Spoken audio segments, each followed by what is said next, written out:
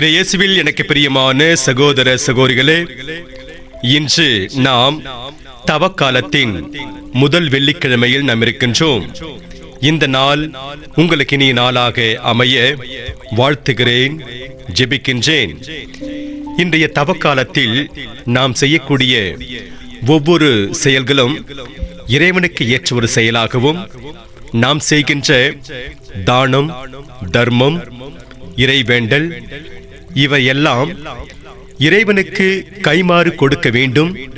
நாம் செய்கின்ற ஒவ்வொரு செயலும் பிறர் அறிய வேண்டும் அல்ல, மாறாக இறைவன் அறிய வேண்டும், அவர் நமக்கு கைமாறு கொடுக்க வேண்டும் என்று இந்த இறைவார்த்தை சிந்தனைகளுக்கு நாம் கவனமுடன் செவி கொடுப்போம். இறைவாக்கினர் எசாயா நூலிலிருந்து வாசகம், அதிகாரம் 58, இறை வார்த்தைகள் 1-9 முடிய. இறைவனாகிய ஆண்டவர் கூறுகிறார், பேரொலி எழுப்பி கூப்பிடு, நிறுத்திவிடாதே. எக்காலம் முழங்குவது போல் உன் குரலை உயர்த்து. என் மக்களுக்கு அவர்களின் வன் செயல்களையும், யாக்கோபின் குடும்பத்தாருக்கு அவர்களின் பாவத்தையும் எடுத்து கூறு. அவர்கள் நேர்மையானவற்றை செய்யும் மக்களினம் போலும், தங்கள் கடவுளின் கட்டளையை கடைபிடிப்போர் போலும் நாள்தோறும் என்னை தேடுகின்றார்கள். என் நெறிமுறைகள் பற்றிய அறிவை நாடுகின்றார்கள். நேர்மையான நீதி தீர்ப்புகளை என்னிடம் வேண்டுகிறார்கள். கடவுளை அணுகி வர விழைகின்றார்கள். நாங்கள் உண்ணா நோன்பிருந்த பொழுது நீர் எங்களை நோக்காதது ஏன்? நாங்கள் எங்களை தாழ்த்தி கொண்ட போது நீர் எங்களை கவனியாதது ஏன் என்கிறார்கள். நீங்கள் நோன்பிருக்கும் நாளில் உங்கள் ஆதாயத்தையோ நாடுகின்றீர்கள். உங்கள் வேலையாள்கள் அனைவரையும் ஒடுக்குகின்றீர்கள். இதோ வழக்காடவும் வீண் சண்டையிடவும் கொடும் கையால் தாக்கவுமே நீங்கள் நோன்பிருக்கிறீர்கள். இன்று போல் நீங்கள் உண்ணா நோன்பிருந்தால் உங்கள் குரல் உன்னதத்தில் கேட்கப்படாது. ஒருவன் தன்னை ஒடுக்கிக் கொள்ளும் நாளையா நான் உண்ணா நோன்பின் நாளாக தெரிந்து கொள்வது? ஒருவன் நாணலை போல் தன் தலையை தாழ்த்தி சாக்கு உடையையும் சாம்பலையும் அணிந்து கொள்வதா எனக்கு ஏற்ற நோன்பு? இதையா நீங்கள் நோன்பு என்றும் ஆண்டவருக்கு உகந்த நாள் என்றும் அழைக்கின்றீர்கள்? கொடுமை தலைகளை அவிழ்ப்பதும், நுகத்தின் பிணையல்களை அறுப்பதும், ஒடுக்கப்பட்டோரை விடுதலை செய்து அனுப்புவதும், எவ்வகை நுகத்தையும் உடைப்பதும் அன்றோ நான் தேர்ந்து கொள்ளும் நோன்பு? பசித்தோர்க்கு உங்கள் உணவை பகிர்ந்து கொடுப்பதும், தங்க இடமில்லா வறியோரை உங்கள் இல்லத்திற்கு அழைத்து வருவதும், உடையற்றோரை காணும்போது அவர்களுக்கு உடுக்க கொடுப்பதும், உங்கள் இனத்தாருக்கு உங்களை மறைத்துக் கொள்ளாதிருப்பதும் அன்றோ நான் விரும்பும் நோன்பு? அப்பொழுது உன் ஒளி விடியல் போல் எழும். விரைவில் உனக்கு நலமான வாழ்வு துளிர்க்கும். உன் நேர்மை உனக்கு முன் செல்லும்.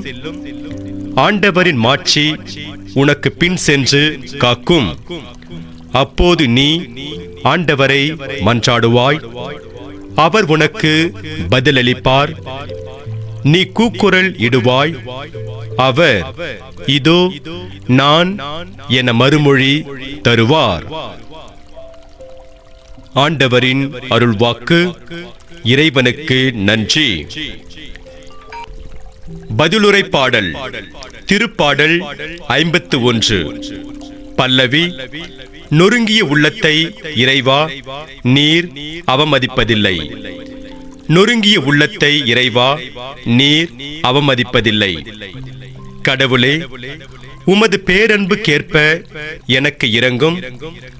உமது அளவற்ற இரக்கத்திற்கேற்ப என் குற்றங்களை துடைத்தருளும். என் தீவினை முற்றிலும் நீங்கும்படி என்னை கழுவியருளும். என் பாவம் அற்று போகும்படி என்னை தூய்மைப்படுத்தியருளும். பல்லவி. நொறுங்கிய உள்ளத்தை இறைவா நீர் அவமதிப்பதில்லை. ஏனெனில் என் குற்றங்களை நான் உணர்கின்றேன். என் பாவம் எப்போதும் என் மனக்கண்முன் நிற்கின்றது. உமக்கு எதிராக நான் பாவம் செய்தேன். உம் பார்வையில் தீயது செய்தேன். பல்லவி. நொறுங்கிய உள்ளத்தை இறைவா நீர் அவமதிப்பதில்லை. ஏனெனில் பலியினால் உம்மை மகிழ்விக்க முடியாது. நான் எரிபலி செலுத்தினாலும் நீர் அதில் நாட்டம் கொள்வதில்லை. கடவுளுக்கேற்ற பலி நொறுங்கிய நெஞ்சமே. கடவுளே, நொறுங்கிய குற்றம் உணர்ந்த உள்ளத்தை நீர் அவமதிப்பதில்லை. பல்லவி. நொறுங்கிய உள்ளத்தை இறைவா நீர் அவமதிப்பதில்லை. ஆயன் தன் மந்தையை காப்பது போல ஆண்டவர் நம்மை காத்திடுவார். நன்மையை தேடுங்கள், தீமையை தேடாதீர்கள். அப்பொழுது படைகளின் கடவுளாகிய ஆண்டவர் உங்களோடு இருப்பார். ஆண்டவரே, நற்செய்தியை தகுந்த விதத்தில் எடுத்து சொல்ல என் உள்ளத்தையும் உதட்டையும் தூய்மையாக்கும். ஆண்டவர் உங்களோடு இருப்பாராக, உம் ஆன்மாவோடும் இருப்பாராக. தூய மத்தேயு எழுதிய பரிசுத்த நற்செய்தியிலிருந்து வாசகம். ஆண்டவரே, மாட்சி உமக்கே. மத்தேயு நற்செய்தி அதிகாரம் 9 இறை வார்த்தைகள் 14-15 முடிய. அக்காலத்தில் யோவானின் சீடர் இயேசுவிடம் வந்து, நாங்களும் பரிசேயரும் அதிகமாக நோன்பு இருக்க உம்முடைய சீடர்கள் ஏன் நோன்பிருப்பதில்லை என்றனர். அதற்கு இயேசு அவர்களை நோக்கி, மணமகன் தங்களோடு இருக்கும் வரை மண விருந்தினர்கள் துக்கம் கொண்டாட முடியுமா? மணமகன் அவர்களை விட்டு பிரிய வேண்டிய காலம் வரும். அப்போது அவர்களும் நோன்பிருப்பார்கள். ஆண்டவரின் அருள்வாக்கு. கிறிஸ்துவே உமக்கு புகழ். நற்செய்தி வாக்கினால் என்னுடைய பாவங்கள் அகல்வதாக. ஆமென். என் குற்றங்களை துடைத்தருளும். இயேசுவில் எனக்கு பிரியமான சகோதர சகோதரிகளே, அதுவோர் ஓவிய கூடம். அந்த ஓவிய கூடத்தில் இருந்த ஆசிரியர் தன்னிடம் ஓவிய பயிற்சி பெற வந்த மாணவரிடம், நீங்கள் ஒரு காகிதத்தில் ஓவியம் வரைந்து கொண்டிருக்கிறீர்கள். அதில் ஒரு சிறிய தவறு நடந்து விடுகின்றது. அப்போது நீங்கள் என்ன செய்வீர்கள் என்று கேட்டார். மாணவர்கள் யாவரும் தவற்றை அழித்துவிட்டு தொடர்ந்து ஓவியம் வரைவோம் என்றார்கள். சரியாக சொன்னீர்கள் என்று சொல்லி அவர்களை பாராட்டிய ஓவிய ஆசிரியர் தொடர்ந்து அவர்களிடம், காகிதத்தில் ஓவியம் வரைகின்ற போது தவறு நடந்துவிட்டால் யாரும் காகிதத்தை கிழித்து அதை தூக்கி எறிந்துவிட மாட்டார்கள். அதில் உள்ள தவற்றை சரி செய்துவிட்டு ஓவியத்தை வரைந்து முடிப்பார்கள். மனித வாழ்க்கையும் அப்படிதான். எதிர்பாராத விதமாய் நாம் தவறு செய்கின்ற போது அதற்காக நாம் நமது வாழ்வை முடித்துக் கொள்ள வேண்டியதில்லை. அதை சரி செய்துவிட்டு முன்னோக்கி நகர வேண்டும் என்றார். ஆம், இயேசுவில் எனக்கு பிரியமான சகோதர சகோதரிகளே, ஓவிய ஆசிரியர் சொன்னது முற்றிலும் உண்மை. எதிர்பாராத விதமாக நாம் தவறு செய்கின்ற போது அதற்காக நமது வாழ்க்கையை முடித்துக் கொள்ளாமல் அதை திருத்திக் கொண்டு முன்னோக்கி நகர வேண்டும். தாவீது உரியாவின் மனைவியோடு தவறு செய்கிறார். பின்னர் அவர் தன் தவற்றை உணர்ந்தது திருந்துகின்றார். அதை பற்றிய செய்தியை இன்று நாம் பாடக்கேட்ட பதிலுரை பாடல் நமக்கு உணர்த்துகின்றது. எல்லாருடைய வாழ்விலும் சில இருண்ட பக்கங்கள் இருக்கலாம். சிலருக்கு அது இல்லாமல் கூட போகலாம். இஸ்ரவேல் மன்னராக இருந்த தாவீதின் வாழ்விலும் சில இருண்ட பக்கங்கள் இருந்தன. அந்த பக்கங்களில் அவர் உரியாவின் மனைவியான பத்சேபாவோடு தவறு செய்ததும், அந்த தவறு யாருக்கும் தெரியாமல் இருக்க உரியாவை போர்க்களத்திற்கு அனுப்பி கொலை செய்ததும் இருந்தன. இதை நாம் 2 சாமுவேல் 11:12 பார்க்கிறோம். தாவீது பத்சேபாவோடு செய்த பாவத்தை மறைக்க நினைத்தார். ஆண்டவரோ இறைவாக்கினர் நாத்தானை அவரிடம் அனுப்பி அவருடைய தவற்றை சுட்டி காட்டுகின்றார். இதற்கு பின் தாவீது தன் தவற்றை உணர்ந்தவராய் பாடும் பாடல்தான் திருப்பாடல் 51. இத்திருப்பாடலில் தாவீது, கடவுளே, உமது அளவற்ற இரக்கத்திற்கு ஏற்ப என் குற்றங்களை துடைத்தருளும் என்கிறார். கடவுளால் மட்டுமே நமது குற்றங்களை துடைக்கவும் அல்லது மன்னிக்கவும் முடியும். அப்படிப்பட்டவரிடம் நாம் நமது குற்றங்களை அறிக்கையிட்டு அவரது அருளையும் இரக்கத்தையும் வேண்டுவோம். யார் வேண்டுமானாலும் இடறி விழலாம், மீண்டும் எழுந்து நிற்பதே உத்தமம். நம்முடைய பாவத்தை மனிதரிடமிருந்து மறைத்து விடலாம், ஆண்டவரிடமிருந்து அல்ல. குற்றங்களை உணர்வதே மனமாற்றத்திற்கான முதற்படி. ஆண்டவர் 1000 தலைமுறைக்கும் பேரன்பு செய்பவர். கொடுமையையும் குற்றத்தையும் பாவத்தையும் மன்னிப்பவர் என்கிறது விடுதலை பயண புத்தகம் 34 அதிகாரம் 7 நமது பாவங்களை மன்னிக்கும் ஆண்டவரிடம் பாவங்களை அறிக்கையிட்டு அதற்கான மன்னிப்பை பெற நாம் தயாராக வேண்டும். 25 ஆண்டுகளுக்கு முன்பாக கோவிந்தராஜன் என்பவர் திருச்சியில் உள்ள அரசு மருத்துவமனைக்கு சென்றுவிட்டு வெளியே வந்தார். அங்கே பலரும் பசியோடு இருப்பதை கண்ட அவர் முதலில் அவர்களுக்கு தண்ணீர் வாங்கி கொடுத்தார். பிறகு அவர் தன்னுடைய வீட்டிற்கு திரும்பி வந்து உணவு சமைத்து அவர்களுக்கு பரிமாறினார். இதையெல்லாம் பார்த்துவிட்டு அங்கிருந்த மக்கள் அவரை கையெடுத்து கும்பிட்டார்கள்.